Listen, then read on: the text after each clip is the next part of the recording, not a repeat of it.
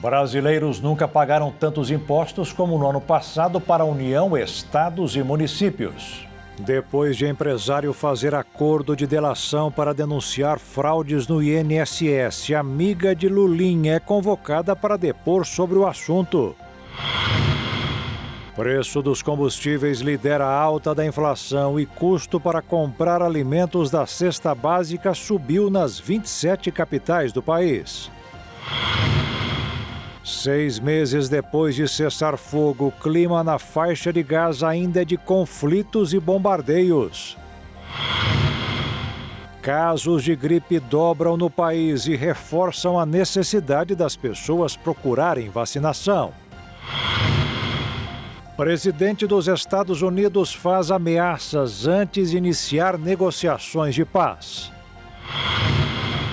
Publicado o decreto que regulamenta a profissão das mulheres que fazem trabalho de auxílio nos partos. E a nave Artemis volta para casa depois de mais de uma semana em viagem à Lua. Agora no Jornal das 22.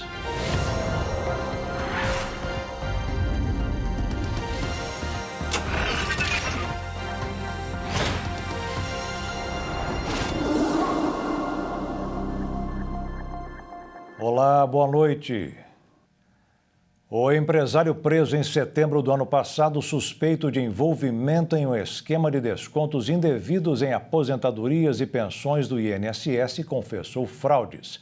Maurício Camisotti fechou com a Polícia Federal o primeiro acordo de delação premiada sobre os esquemas de descontos associados a aposentados e pensionistas. O acordo já foi encaminhado ao ministro André Mendonça do Supremo, que vai decidir sobre a homologação. Com a validação do acordo, a expectativa da defesa é que o empresário consiga o direito de cumprir prisão domiciliar. Enquanto isso, os depoimentos seguem sob sigilo e podem abrir novas frentes de investigação. Na delação, Camisotti detalhou como funcionava o esquema. Segundo ele, associações de aposentados firmavam acordos com o INSS para aplicar descontos diretos nos benefícios. O problema, segundo as investigações, é que muitos destes descontos eram feitos sem autorização dos beneficiários. A Polícia Federal também negocia acordos com outros investigados, entre eles o ex-procurador-geral do INSS, Virgílio Antônio Ribeiro de Oliveira Filho. Ele é suspeito de receber propina para viabilizar o esquema e está preso desde novembro. Outro nome que procurou os investigadores é o ex-diretor de benefícios do INSS, André Fidelis, que também está detido. O conteúdo dos depoimentos permanece em sigilo e deve orientar os próximos passos da operação. A defesa de citados no caso nega irregularidades e afirma que não houve participação em esquemas ilícitos. No campo político, o presidente do Congresso Nacional, Davi Alcolumbre, encerrou a CPMI do INSS em um contexto no qual os parlamentares iriam mirar desdobramentos do caso Master. Os senadores chegaram a acionar o STF para tentar garantir a extensão da apuração, mas apesar de uma liminar favorável do ministro André Mendonça, o plenário da Corte, por 8-2, decidiu por encerrar o trabalho da comissão. A empresária Roberta Luxinger, suspeita de receber mais de R$1 milhão do Careca do INSS, foi intimada a prestar depoimento à Polícia Federal. Além da empresária, mais de 30 pessoas também são investigadas por desvios nas aposentadorias e pensões do INSS. A empresária já foi alvo de busca e apreensão em uma das fases da Operação Sem Desconto, deflagrada em dezembro do ano passado, que visa investigar um esquema nacional de fraudes no INSS. A Polícia Federal vem apurando um repasse de 300 mil feito por ordem do lobista Antônio Carlos Camilo Antunes, conhecido como Careca do INSS, a empresária. No total, ela teria recebido em parcelas R$1,5 milhão por meio da empresa RL Consultoria e Intermediações. Até então, Roberta Luxinger não havia sido chamada a prestar depoimento. Agora, após a PF colocá-la entre os salvos que precisam prestar declarações, Roberta terá que falar. A defesa da empresária disse em nota que ela não foi intimada e que recebeu um e-mail indagando se ela gostaria de prestar depoimento pessoal. De acordo com a defesa, a empresária já prestou esclarecimentos escritos e que estavam à disposição para outras informações. A PF suspeita que Roberta financiou viagens para o Fábio Luiz Lula da Silva, o Lulinha, usando o dinheiro ilegal de aposentadorias e pensões do INSS. Lulinha teve seus sigilos bancários e fiscal quebrados por ordem do ministro André Mendonça do Supremo Tribunal Federal, a pedido da própria Polícia Federal para dar os próximos passos na investigação. O chamado novo cangaço, modalidade de crime que ocorre em cidades pequenas, voltou a assustar o interior do país. Criminosos fortemente armados explodiram uma agência do Banco do Brasil em Guidoval, Minas Gerais. Em questão de segundos, o banco foi explodido e um dos criminosos chegou a ser arremessado por conta do impacto. Pelo menos um caixa eletrônico ficou danificado. De acordo com a Polícia Militar, o ataque contou com a participação de cerca de 8 criminosos. Os bandidos fazem parte de uma quadrilha da região e já possuem passagens anteriores por crimes como roubo, homicídio e tráfico de drogas. 3 dos 8 suspeitos já estão presos. Ainda não há informações sobre o valor roubado pela quadrilha. E os casos de gripe registraram uma alta significativa bem antes do inverno, que vai começar em junho. O número de casos está preocupando os médicos, que decidiram reforçar a importância da vacinação. O número de casos graves de gripe tem crescido no Brasil antes mesmo da chegada do inverno. Dados do Instituto Todos pela Saúde indicam que os registros de síndrome respiratória aguda grave provocada pelo vírus influenza praticamente dobraram entre janeiro e meados de março de 2026, na comparação com o mesmo período do ano passado. Foram contabilizados 3.584 casos neste ano, contra 1.838 em 2025. O aumento também reflete no total de ocorrências de doenças respiratórias no país. Informações do Ministério da Saúde apontam que cerca de 14 mil casos de síndrome respiratória aguda grave foram registrados até a metade de março. Nesse mesmo intervalo, mais de 800 mortes associadas a vírus respiratórios foram confirmadas em diferentes estados brasileiros. A circulação antecipada do vírus já começa a pressionar os serviços de saúde em algumas regiões. Na cidade de Contagem, na região metropolitana de Belo Horizonte, por exemplo, a prefeitura chegou a decretar situação de emergência devido ao crescimento das doenças respiratórias. Com medida de prevenção, o governo federal decidiu antecipar a campanha nacional de vacinação contra a gripe em 2026. A meta da campanha é imunizar pelo menos 90% dos grupos considerados prioritários até o dia 30 de maio. Até o momento, cerca de 6 milhões de doses já foram aplicadas em todo o país. Podem receber a vacina gratuitamente nos postos de saúde crianças, idosos, gestantes, profissionais da saúde, professores, povos indígenas e pessoas com doenças crônicas ou outras condições que aumentam o risco de complicações. Entre os sintomas mais comuns da gripe estão febre, tosse, dor de garganta, coriza, dor no corpo e na cabeça e cansaço. A orientação é procurar uma unidade de saúde caso haja dificuldade para respirar, febre alta persistente, piora do quadro ou sinais de desidratação, especialmente entre pessoas que fazem parte dos grupos de risco, como idosos, crianças pequenas, gestantes e pacientes com doenças crônicas. Uma infestação de mosquitos miudinhos não tem dado sossego à população de Ilhota, em Santa Catarina. Mesmo com o calor, é preciso se prevenir com calças e tudo o que for possível para evitar o contato com o ser indesejado e perigoso. O maruim, um pequeno mosquito de até 3 milímetros, cuja picada causa irritação e coceira na pele, tem causado transtornos em moradores de Ilhota, no Vale do Itajaí, em Santa Catarina. O inseto é cerca de 12 vezes menor do que o mosquito transmissor da dengue e 20 vezes menor que o pernilongo mais comum do país e tem deixado o pessoal da cidade enlouquecido. A picada do inseto causa irritação na pele e há risco, inclusive, de transmissão de doenças, como a febre oropuche. Segundo a empresa de pesquisa agropecuária e extensão rural de Santa Catarina, EPAGRE, a proliferação do maruim ocorre onde há muita matéria orgânica em decomposição.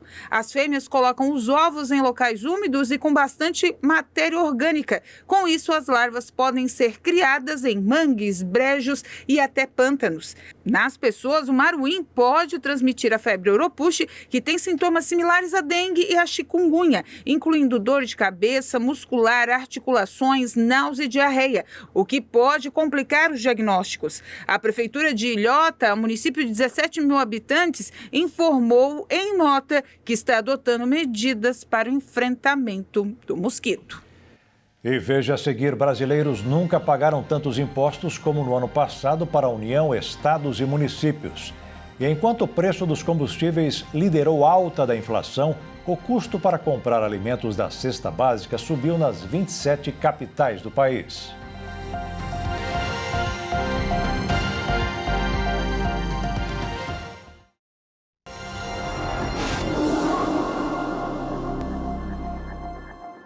Trabalhar com registro em carteira ainda é a condição preferida pela maioria de quem precisa acertar o orçamento doméstico. Existem muitas pessoas que preferem trabalhar por conta própria, ser autônomas ou informais. Só que a CLT continua na liderança. Uma pesquisa recente da Confederação Nacional da Indústria aponta que o emprego com carteira assinada continua sendo o formato de trabalho mais desejado pelos brasileiros. O levantamento Retratos da Sociedade Brasileira mostra que mais de 36% das pessoas que estavam empregadas e procuraram outra oportunidade no mês anterior à pesquisa indicaram preferência por vagas formais, regidas pela consolidação das leis do trabalho, conhecidas como regime CLT. Entre as alternativas citadas pelos entrevistados, o trabalho autônomo aparece como a segunda opção mais atrativa, com menos de 19% das respostas. Em seguida estão o emprego informal, com 12,3%, e o trabalho por meio de plataformas digitais, como aplicativos de transporte e entrega, mencionado por 10%. Abrir o próprio negócio foi apontado por 9,3% dos participantes, enquanto o modelo de contratação como pessoa jurídica somou 6,6%. O estudo também indica que uma parcela dos entrevistados não encontrou oportunidades consideradas atraentes no período pesquisado e que a preferência pela carteira assinada é ainda maior entre jovens de 25 a 34 anos. Especialistas destacam que, mesmo com o crescimento de novas formas de trabalho, muitos brasileiros ainda valorizam a estabilidade e os benefícios garantidos pela formalização, como direitos trabalhistas e proteção social. Mas o número de trabalhadores domésticos com carteira assinada caiu 21% nos últimos 10 anos. Os dados foram divulgados hoje pelo Ministério do Trabalho e Emprego. Caiu 21,1% o número de trabalhadores domésticos com carteira assinada no Brasil, de 2016 até 2025. Esse levantamento foi divulgado pelo Ministério do Trabalho e Emprego.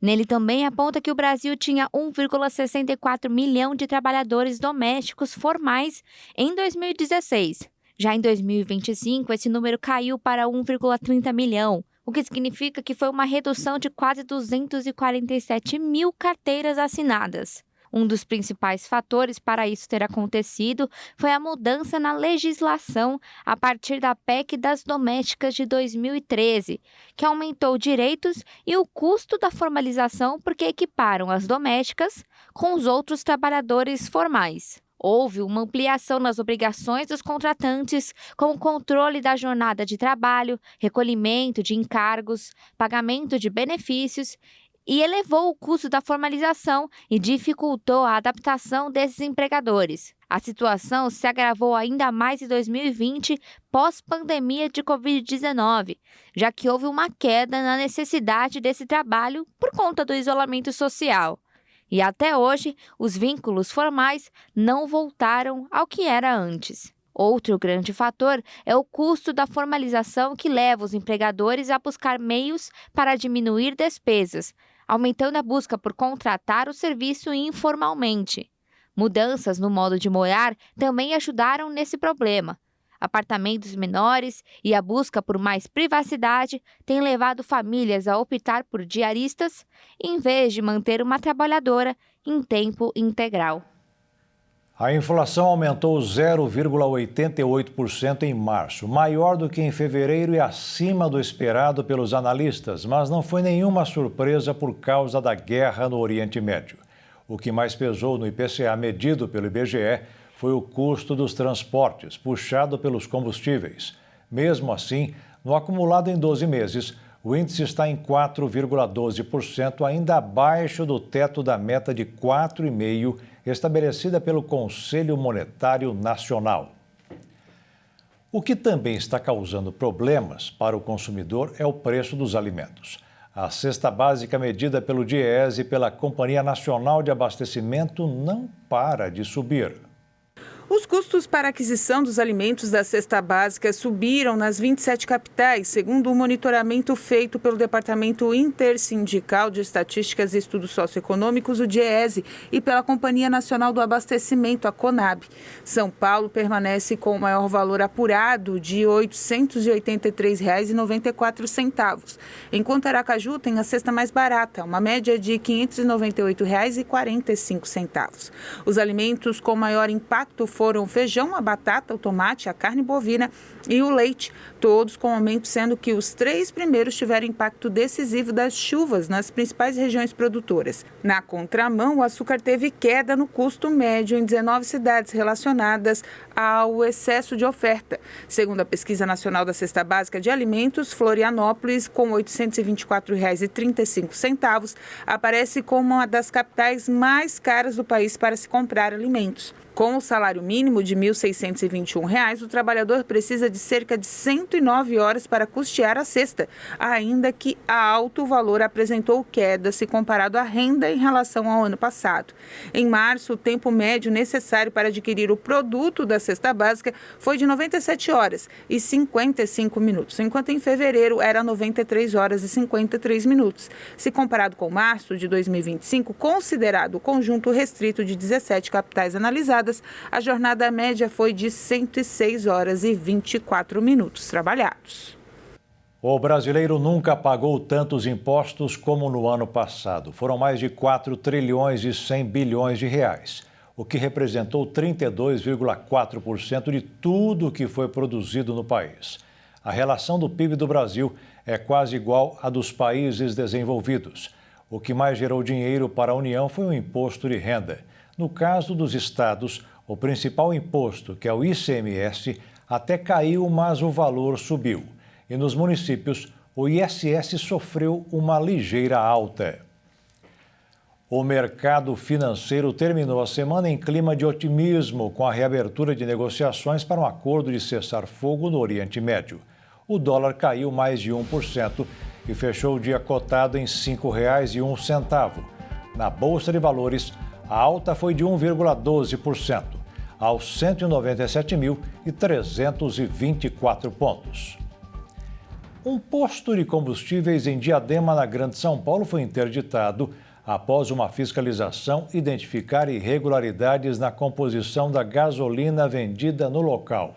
Segundo órgãos de defesa do consumidor, o combustível apresentava cerca de 90% de etanol acima do permitido pela legislação. A operação resultou no lacramento das bombas e na suspensão das atividades do estabelecimento.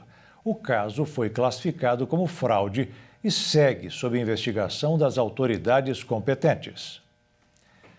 2 pesquisas divulgadas hoje mostram uma mudança no comportamento dos jovens. Eles deixaram os telejornais e buscam cada vez mais informação na internet. No Brasil, mais da metade da população com 16 anos ou mais se informa pelas redes sociais. Os resultados das pesquisas feitas pelo Comitê Gestor da Internet no Brasil evidenciam os desafios no enfrentamento à manipulação de informações e a necessidade de políticas públicas, especialmente em ano eleitoral. Os dados mostram um desengajamento crescente, principalmente entre jovens, e uma resistência ao consumo consciente de notícias, o que aumenta a vulnerabilidade a fake news. A pesquisa mostrou também diferenças no acesso à informação entre as classes sociais. Quanto menor a renda, menor é a frequência do consumo de notícias. Enquanto pessoas das classes maiores acessam informações diariamente em maior número, esse índice cai nas classes mais baixas e quem tem menor nível de escolaridade, o que pode explicar a dificuldade em identificar o que é e o que não é confiável na internet. Nesse contexto, cresce também o contato com conteúdos manipulados como as deepfakes. De acordo com a pesquisa, 4 em cada 10 brasileiras com 16 anos ou mais têm contato diário com as deepfakes. Muitas vezes, O conteúdo compartilhado em grupo de amigos, do trabalho ou da família tem mais valor do que uma notícia profissional produzida por veículos de comunicação. Os vídeos curtos também são importantes na formação de opinião, mas ao mesmo tempo empobrecem o debate público. A pesquisa mostrou que apenas 3 em cada 10 brasileiros dizem se informar diariamente por jornais e revistas, seja na versão impressa ou na digital. Com o avanço da tecnologia e das inteligências artificiais, mudou a forma de acessar as informações, principalmente entre os mais jovens. É preciso entender como criar condições de acesso e de confiança no jornalismo profissional. A falta de consumo diário de notícias aumenta a vulnerabilidade a informações falsas ou enganosas na internet. E segundo a pesquisa, a checagem das informações, além de ser motivada pela fonte ou pelo conteúdo, também depende da importância que aquela informação tem para a pessoa no momento, como quando ela quer compartilhar em um grupo ou usar no trabalho. O levantamento mostrou que está cada vez mais difícil identificar a origem e a veracidade das informações. E a seguir, presidente dos Estados Unidos, Donald Trump, mantém o ritmo das ameaças antes de iniciar negociações de paz. E 6 meses depois de cessar fogo, o clima na faixa de Gaza ainda é de conflitos e bombardeios.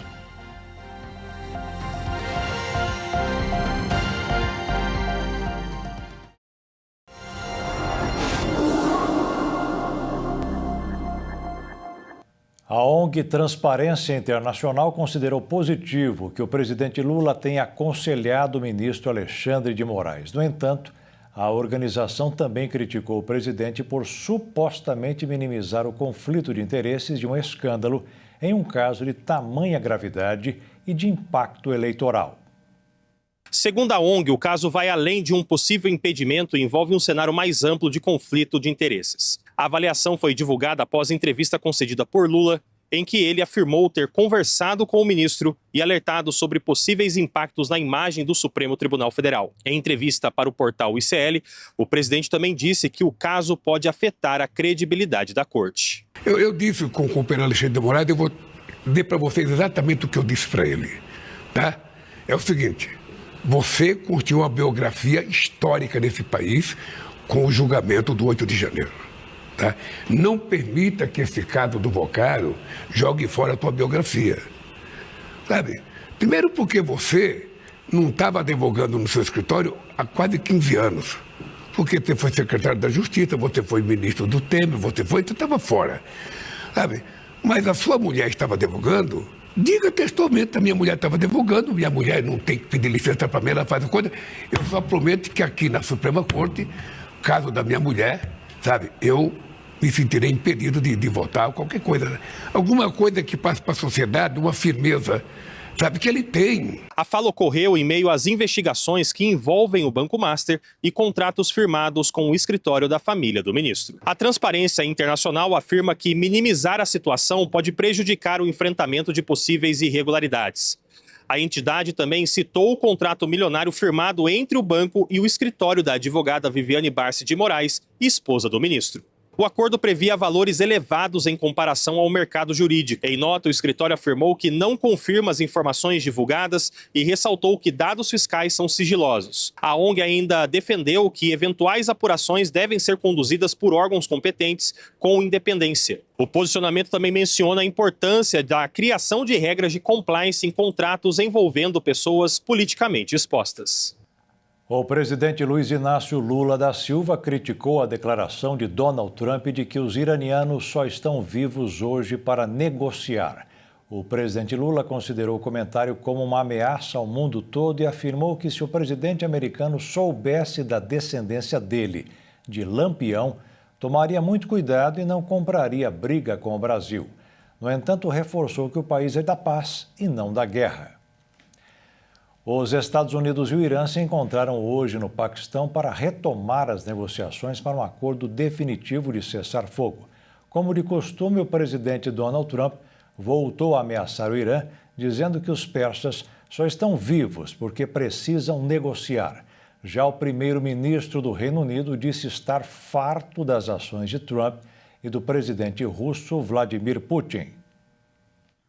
Horas antes do encontro, hóspedes de um hotel em Islamabad, no Paquistão, foram retirados às pressas e um forte esquema de segurança foi montado no local que vai sediar as negociações entre Estados Unidos e Irã. A medida marca o início de uma operação diplomática considerada uma das mais delicadas nos últimos anos. O encontro aconteceu após semanas de confronto direto e um cessar-fogo ainda frágil, mediado pelo governo paquistanês, que tenta evitar uma nova escalada militar na região. As delegações começaram a chegar à capital paquistanesa sob forte proteção. A missão norte-americana é liderada pelo vice-presidente J.D. Vance e tem como objetivo atender os desejos do presidente Donald Trump em chegar a um acordo de paz duradouro com o Irã, incluindo a reabertura permanente do Estreito de Hormuz, por onde passa cerca de 20% do petróleo mundial. Do lado iraniano, o clima é de cautela e desconfiança. O país aceitou participar das negociações por um período inicial de 2 semanas, mas deixou claro que exige garantias concretas, como o fim das sanções econômicas, compensação pelos danos da guerra e limites à presença militar dos Estados Unidos na região do Golfo Pérsico. Mesmo com o avanço diplomático, o tom entre as partes ainda é duro. O presidente dos Estados Unidos, Donald Trump, voltou a fazer ameaças diretas ao Irã. Em uma das declarações, Trump afirmou que os iranianos só estão vivos para negociar, indicando que uma nova ofensiva não está descartada caso as conversas não agradem o republicano. Autoridades iranianas reagiram impondo condições e chegaram a ameaçar abandonar o processo caso não haja avanços por parte de Washington. O vice-presidente J.D. Vance demonstrou otimismo ao falar sobre o encontro e afirmou que se o Irã tentar enganá-los, descobrirão que a delegação americana não é tão receptiva. Olha, estamos ansiosos pela negociação, acho que será positiva, veremos. Como disse o presidente dos Estados Unidos, se os iranianos estiverem dispostos a negociar de boa fé, estaremos dispostos a estender as mãos. Se eles tentarem nos enganar, descobrirão que a equipe de negociação não é tão receptiva. Então, estamos tentando ter uma negociação positiva. O presidente nos deu algumas diretrizes bem claras e vamos ver como as coisas se desenrolam lá. Espero ter um voo seguro. Certamente responderemos algumas perguntas mais tarde, mas por agora vamos embarcar e pegar a estrada. Obrigado a todos. A fala reforça que os Estados Unidos mantêm uma postura firme, mas ainda apostam na via diplomática antes de realizar uma nova ofensiva ainda mais agressiva, como Trump vem ameaçando nos últimos dias. Além disso, o primeiro-ministro do Reino Unido, Keir Starmer, disse durante uma entrevista para uma emissora britânica que está farto do fato de que as famílias e os negócios em toda a Inglaterra estão vendo suas contas de energia subirem e descerem devido às ações de Putin e Trump pelo mundo.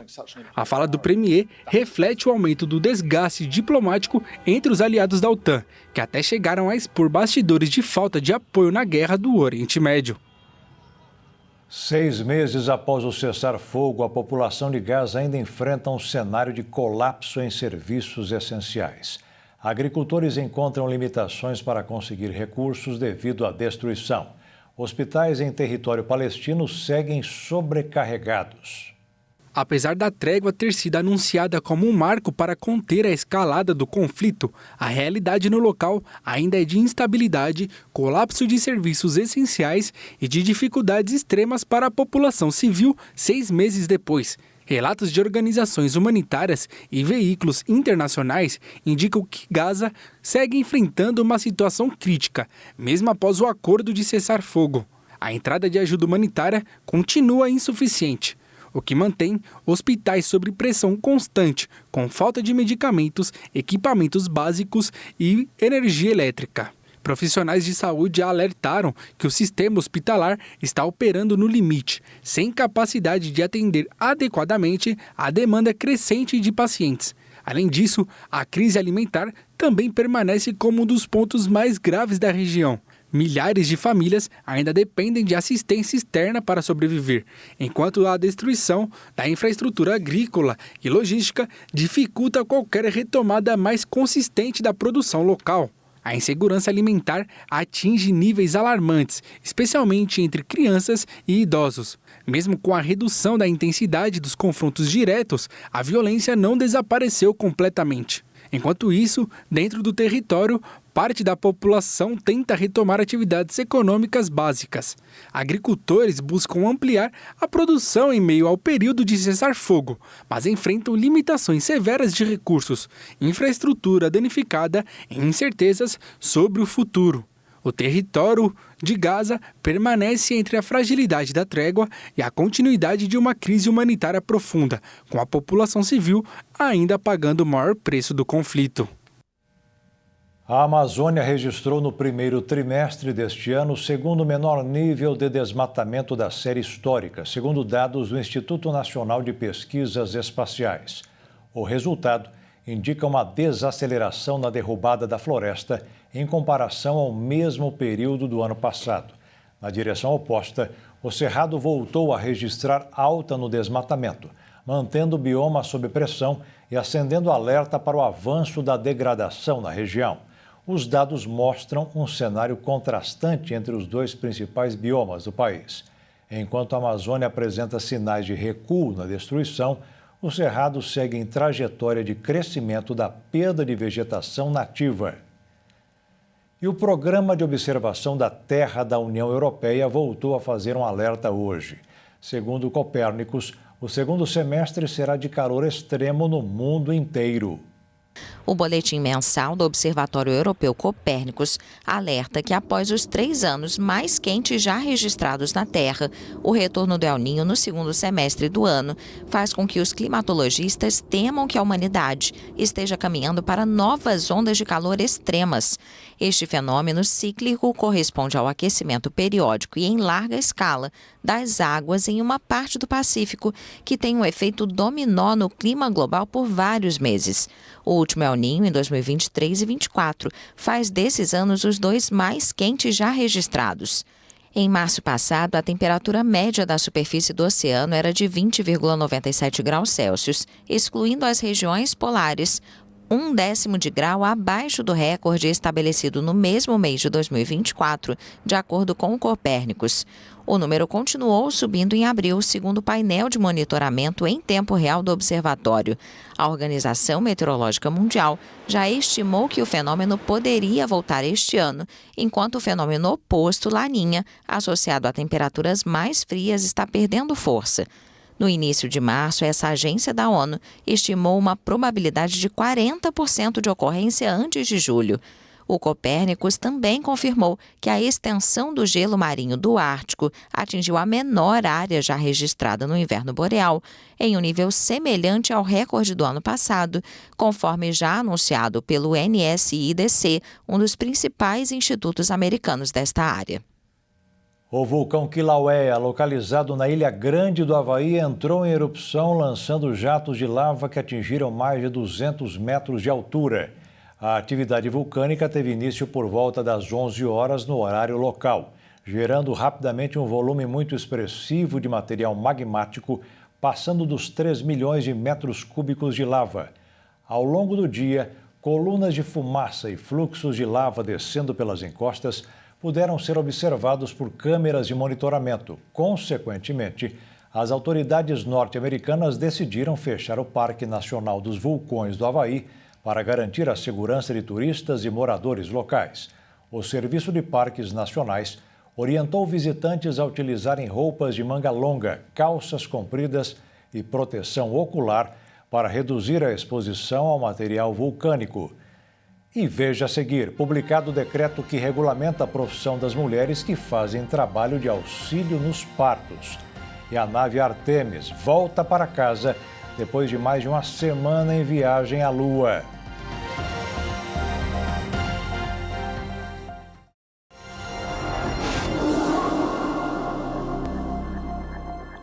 O Exército Brasileiro cumpriu mandados de prisão contra militares condenados pelo Supremo Tribunal Federal por participação na chamada trama golpista de 8 de janeiro.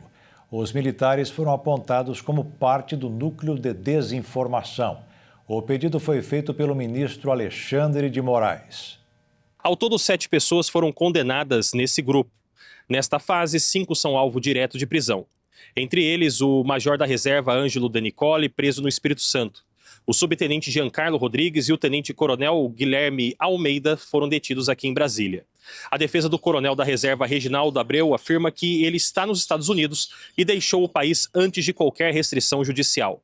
Segundo a denúncia da Procuradoria-Geral da República, o grupo atuava na disseminação de informações falsas sobre o sistema eleitoral. A estratégia incluía ataques às urnas eletrônicas e também a integrantes das Forças Armadas que se posicionaram contra qualquer ruptura institucional. As investigações apontam ainda o uso de estruturas paralelas dentro de órgãos públicos para ampliar o alcance dessas mensagens, além da produção de relatórios considerados manipulados para questionar o resultado das eleições de 2022. As penas variam conforme o grau de envolvimento, chegando a mais de 17 anos de prisão em regime inicial fechado para alguns desses condenados. Os crimes incluem organização criminosa e tentativa de abolição do Estado Democrático de Direito. As prisões elas marcam mais uma etapa no cumprimento das decisões do Supremo relacionadas aos atos e também às articulações investigadas após as eleições de 2022. Saiu no Diário Oficial a regulamentação do exercício da profissão de doula. O Brasil tem cerca de 3.000 destas profissionais que oferecem apoio físico e emocional às mulheres que estão para dar à luz. Elas não fazem parto, mas colaboram muito para o sucesso das mães e filhos ou filhas. O texto foi aprovado no mês passado pela Câmara dos Deputados, depois de ter passado pelo Senado. A norma federal lista várias atribuições da doula antes, durante e após o período do parto. Na gravidez, a profissional poderá facilitar o acesso da gestante a informações sobre gestação, parto e pós-parto, baseadas em evidências científicas atualizadas, além de incentivá-la a buscar uma unidade de saúde para o acompanhamento do pré-natal. De acordo com o ministro da Saúde, Alexandre Padilha, o texto atende uma antiga reivindicação das mulheres no país e vai ajudar no enfrentamento contra a violência obstetrícia e reduzir o que chamou de indústria de cesarianas no Brasil. O ministro disse que não houve vetos ao texto. Ao celebrar a sanção da lei, o presidente Lula lembrou de um outro projeto que ainda está em tramitação no Congresso Nacional, que deverá regulamentar a profissão de parteira tradicional, compondo assim um corpo de funções para humanizar o atendimento das gestantes no país. Pelo texto sancionado, a presença da doula, de livre escolha da gestante, não exclui a presença de acompanhante, já garantida pela legislação. Essa garantia de presença abrange a rede pública e a rede privada durante todo o período de trabalho de parto e pós-parto imediato, inclusive em casos de intercorrências e situações de abortamento. O Brasil e os Estados Unidos anunciaram um acordo de cooperação contra o crime organizado, um assunto que vem ganhando destaque nos últimos meses, principalmente por causa dos estudos feitos pelo governo americano sobre as organizações Comando Vermelho e Primeiro Comando da capital. A parceria entre a Receita Federal Brasileira e a Agência de Fronteiras dos Estados Unidos foi detalhada nesta sexta-feira. Eu acho que hoje marca o primeiro passo relevante depois da conversa do presidente Lula com o presidente Trump, no sentido de avançar na cooperação e no combate ao crime organizado entre os nossos dois países. A parceria prevê, por meio digital, o compartilhamento de informações sobre apreensões feitas nas aduanas dos dois países, de forma a viabilizar a investigação de padrões, rotas e vínculos entre remetentes e destinatários de produtos ilícitos. A novidade aqui é que quando eu pegar um container e tiver lá uma peça de fuzil vindo de um porto da Flórida, por exemplo, eu vou avisar imediatamente a autoridade americana e dizer, olha, eu abri um container e tem um fuzil aqui dentro. Por favor, bata na porta do senhor tal, da empresa tal, no endereço tal e veja o que aconteceu. Se foi ele que colocou a peça de fuzil ou se o fuzil foi contaminado de alguma outra forma. Ou seja, nós damos inteligência para que a autoridade americana faça a investigação do lado dele. A reunião com as autoridades dos Estados Unidos também contou com a participação do diretor-geral da Polícia Federal, André Rodrigues. Segundo ele, mais de 1.100 armas e peças de armamentos foram apreendidas nos últimos 12 meses nas aduanas brasileiras. Uma exposição inaugurada hoje no Palácio de Buckingham, no Reino Unido, vai permitir aos visitantes conferir de perto a elegância de uma monarca que fez sucesso entre os ingleses, a Rainha Elizabeth II. A moda influenciada pela realeza ganha destaque em nova exposição no Palácio de Buckingham. A mostra, intitulada Rainha Elizabeth II, Sua Vida com Estilo, foi inaugurada na King's Gallery nesta sexta-feira. A coleção reúne mais de 300 itens do guarda-roupa da monarca, morta em 2022, em uma exposição que marca o que seria seu centenário. Esta é a maior quantidade de roupas da Rainha Elizabeth II, já organizada com muitas peças sendo exibidas pela primeira vez. A curadora da mostra, Caroline de Guitaut, diz esperar que os visitantes passem a compreender melhor o papel que a rainha desempenhou em apoiar o design britânico, mesmo desde jovem nos anos 1940, quando a alta costura ainda estava em estágio inicial em Londres. I think the feeling of being around these clothes is that there's just history here. Acho que a sensação de estar perto dessas roupas é a de que há simplesmente história aqui, bem diante de nós. Espero que ao verem estas roupas, é claro que olhar para as roupas de alguém é algo bastante íntimo, e isso desperte memórias e recordações em nossos visitantes, até porque se trata de uma vida tão longa de dever e serviço ao nosso país. Long life of a duty and service to our country. A exposição evidencia um aspecto indispensável do guarda-roupa real, os objetivos políticos, ou como a arte de se vestir pode servir à diplomacia. No esboço de um vestido de noite destinado a uma viagem oficial à Índia e ao Paquistão em 1961, Elizabeth II escreveu à mão que queria a peça confeccionada em cetim amarelo, cor símbolo de saúde e prosperidade naquela região. A rainha usava a diplomacia na maneira de se vestir e quase a transformou em uma forma de arte, algo que era muito característico no modo como utilizava a moda e do seu senso de estilo. Isso podia se manifestar de várias maneiras, desde a escolha da cor, por exemplo, usar amarelo quando estava na Austrália, a cor da cássia, o Laurel, como é mais conhecida, a flor nacional, até formas ainda mais elaboradas, como aplicações e bordados que reproduziam emblemas e motivos nacionais. Os ingressos para a exposição, aberta até 18 de outubro, estão esgotados para todo o mês de abril. A mostra busca proporcionar um espetáculo visual para os apaixonados por moda e admiradores da família real britânica.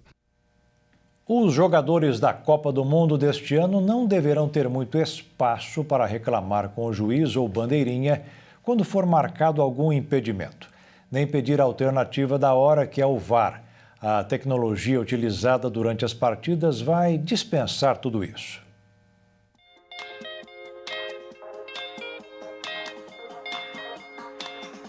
Um jogador está em posição de impedimento se ele estiver mais perto da linha do gol adversário do que a bola, ou se só tiver um adversário à sua frente. Se estiver impedido, o juiz marca tiro livre indireto contra a sua equipe. O impedimento evidente se nota a olho nu, mas nos casos duvidosos, quando é apenas a perna ou a cabeça que está um pouco à frente, os árbitros podem utilizar a ferramenta semiautomática. 16 câmeras na cobertura do estádio gravam 50 quadros por segundo.